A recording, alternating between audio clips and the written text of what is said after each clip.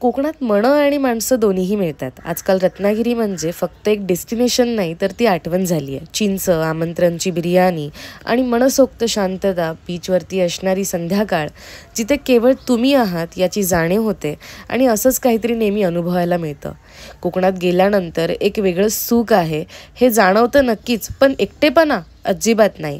मग संध्याकाळी तुम्ही गेल्यानंतर कॅरमला जायला अजिबात विसरू नका. तिकडचं लेमन आईस टी आणि स्पॅगेटी मस्ट ट्राय करा. त्यानंतर स्वामींचं दर्शन आणि हनुमानजींचा आशीर्वाद घेऊन मी माझी संध्याकाळ मस्तपैकी शांत घालवली. आणि त्या दिवशी हनुमान जयंतीसुद्धा होती, तर त्यामुळे आम्ही आठवडी बाजारालाही व्हिजिट केलं. आठवडी बाजारात झाल्यानंतर मैत्रिणीने मस्त कैरीपणं आणि जेवण बनवलं होतं. आहा, जगण्यातली साधीशी मजा आणि पारंपरिक नाश्त्याच्या ऑर्डरमध्ये मी परंपराला चूज केलं.